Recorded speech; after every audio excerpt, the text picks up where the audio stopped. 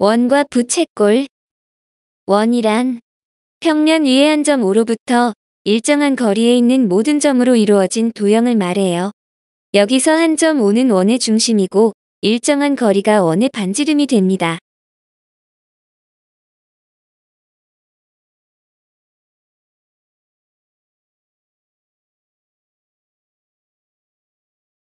반지름이란 원의 중심과 원 위의 임의의 한 점을 이은 선분을 말해요. 호 AB는 원 위의 두 점 A, B를 양 끝 점으로 하는 원의 일부분을 말하며 그림에서와 같이 원 위에 두 점을 이은 곡선 부분으로 기호로는 다음과 같이 나타내요.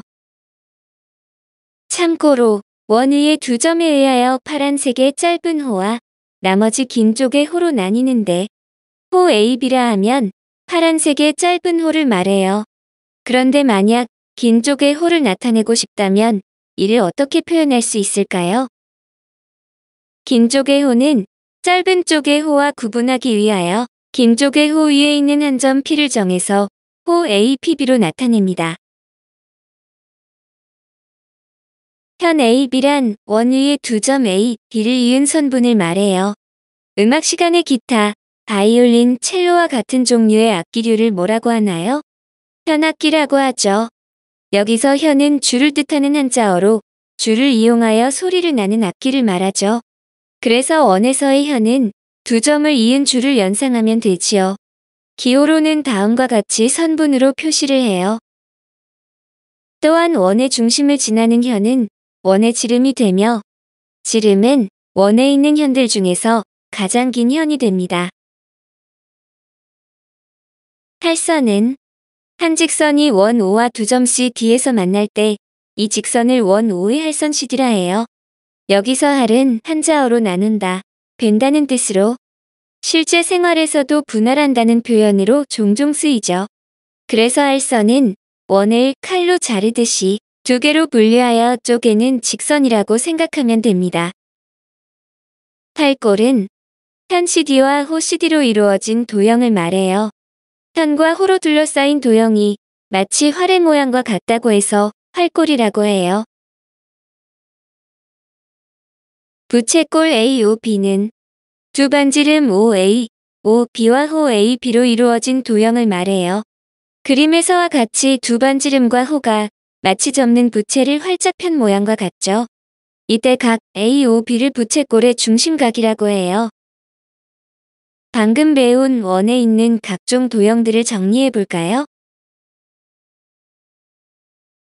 원 위의 두 점 A, B를 양 끝 점으로 하는 원의 일부분을 호라 하고 원 위의 두 점을 이은 선분을 현이라고 하며 호와 현으로 이루어진 도형을 활골이라고 했죠.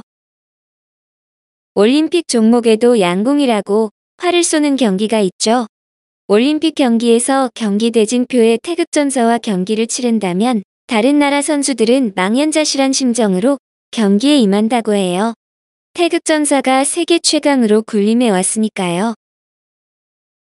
역사 시간에서도 중국에서 우리 민족을 부를 때 동이족이라고 표현하죠. 그 뜻은 동쪽의 활을 잘 다루고 잘 쏘는 민족으로 예부터 우리 민족에게는 이러한 유전 정보가 이어져 왔나 봐요. 활의 그림에서 나무 등의 탄력이 있는 재료를 휘어서 만든 활대 부분을 활호라 하고 화살을 얻는 줄을 시이라 해요. 직선이 원 위의 두 점과 만나면 이 원을 두 개로 분할하므로 활선이라고 하죠. 두 반지름과 호로 이루어진 도형을 부채꼴이라고 하고 부채꼴에서 두 반지름이 이루는 각이 부채꼴의 중심각이 되며 접고 펴는 부채를 접부채라고 하는데 이 접부채를 펼쳤을 때의 모양이 부채꼴이 됩니다. 활골과 부채꼴의 관계를 부채꼴의 중심각이 점점 더 커져서 평각으로 변함에 따라 이 도형의 관계가 어떻게 되는지 살펴볼까요? 참고로 반원은 활골이면서 동시에 중심각이 180도인 부채꼴도 됨을 알 수 있어요. 중심각의 크기와 호의 길이 넓이의 관계. 한 원 또는 합동인 두 원에서 크기가 같은 중심각에 대한 호의 길이는 같아요. 또한 크기가 같은 중심각에 대한 부채꼴의 넓이도 같아요. 아래 그림에서 중심각 AOB와 중심각 BOC가 같으면 호 AB와 호 BC의 길이도 같다는 거예요. 마찬가지로 부채꼴 AOB와 부채꼴 BOC의 넓이도 서로 같아져요. 호의 길이는 중심각의 크기에 정비례해요. 마찬가지로 부채꼴의 넓이도 중심각의 크기에 정비례하게 됩니다.